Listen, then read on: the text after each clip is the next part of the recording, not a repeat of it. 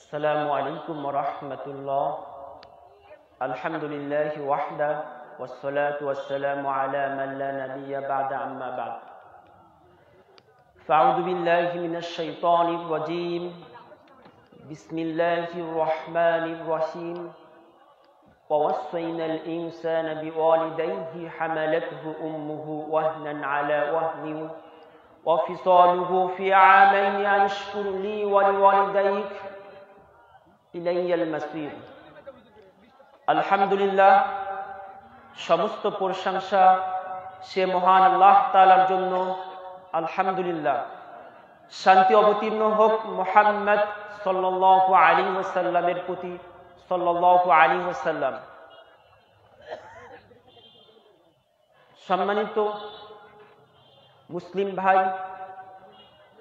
আজকের আলোচনার বিষয় পিতামাতার সাথে সদাচরণ। আজকে দুঃখজনক হলেও সত্য, আজকে আমাদের কাছে সবচাইতে ঘৃণিত মনে হয় সেটাই হলো পিতামাতা। অথচ এক সময় সেই পিতামাতাই আমার আপনার কাছে শ্রেষ্ঠ ছিল। এখন সেই পিতামাতাই আমার আপনার কাছে সবচাইতে ঘৃণিত। আল্লাহ তাআলা কুরআনুল কারীমে বলেন, ওয়াসাইনাল ইনসানা বিওয়ালিদাইহি। আল্লাহ তাআলা নির্দেশ দিয়েছেন পিতামাতার সাথে সদাচরণ করতে। কেননা হামালাতহু উম্মুহু ওয়াহনান আলা ওয়াহনি ওয়া ফিসালুহু ফি আমাইনি আন ইশকুর লি ওয়া লিওয়ালিদাইক ইলাইয়াল মাসির। কেননা তার মা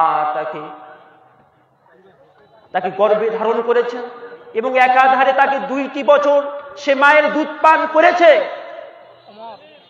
আনিশকুর লি ওয়া লিওয়ালিদাইক, তোমরা আমার শুকরিয়া আদায় করো এবং পিতামাতার সাথে সদাচরণ করো। ইলাইয়াল মাসির, এবং তোমাদেরকে মহান রবের দিকে ফিরে যেতে হবে। রাসূল সাল্লাল্লাহু আলাইহি ওয়াসাল্লাম বলেন, আব্দুল্লাহ ইবনে আমর রাদিয়াল্লাহু তাআলা আনহু বলেন, قال سألت النبي صلى الله عليه وسلم, আমি রাসূল সাল্লাল্লাহু আলাইহি ওয়াসাল্লামকে জিজ্ঞাসা করলাম, হে আল্লাহর রাসূল, আইয়ুল আমালি আহাব্বু ইলাল্লাহ, আল্লাহর কাছে সবচেয়ে কোন আমলটি পছন্দনীয়? قال الصلاة على وقتها, সময় হয়েছে সালাত আদায় করো। قال ثم أي, তারপরে কোন আমলটি আল্লাহর কাছে সবচেয়ে অধিক পছন্দনীয়? قال ثم بر الوالدين, সেটা হলো পিতামাতার সাথে সদাচরণ করো। তারপরে বলল, হে আল্লাহর রাসূল, তারপরে কোন আমলটি আল্লাহর কাছে সবচেয়ে পছন্দনীয়?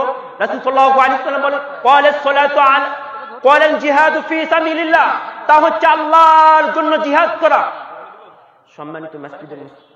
সম্মানিত মুসল্লি ইকরাম, তাহলে রাসূল সাল্লাল্লাহু আলাইহি ওয়াসাল্লাম দ্বিতীয় যে কথাটি বললেন তা হলো পিতামাতার সাথে সদাচরণ করা।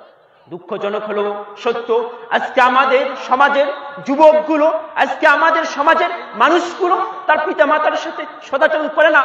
তারা তাদের পিতামাতাকে আজকে অবহেলিত করে। হায়, এটা আফসোস। যে মা তোমাকে গর্ভে ধারণ করেছে, যে বাবা তোমার জন্য পরিশ্রম করেছে, যে মা তোমাকে কষ্ট করে বুকে ধারণ করেছে, অথচ যুবক তোমার কাছে কি তোমার মাটি সবচেয়ে ঘৃণিত? হায় আফসোস। রাসূল সাল্লাল্লাহু আলাইহি ওয়াসাল্লাম বলেন তাদের বিষয়ে, রগিমা আনফু। রাসূল সাল্লাল্লাহু আলাইহি ওয়াসাল্লাম বলেন, তোমার নাক ধুলাই মলিন হোক, তোমার নাক ধুলাই মলিন হোক।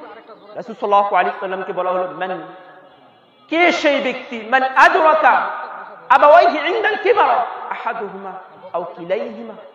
রাসূল সাল্লাল্লাহু আলাইহি ওয়াসাল্লাম বললেন, যে ব্যক্তি তার পিতামাতাকে পেল, পিতামাতা দুইজনে একজনকে পেল, অথচ সে পিতামাতার সাথে সদাচরণ করতে পারল না। রাসূল সাল্লাল্লাহু আলাইহি ওয়াসাল্লাম, ফালাম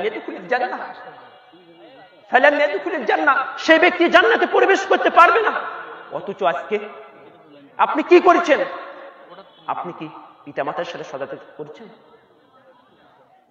আজকে আমাদের সমাজটি যেন ভিন্ন রকম হয়েছে, আজকে আমাদের কাছে সবচেয়ে ঘৃণিত হয়েছে।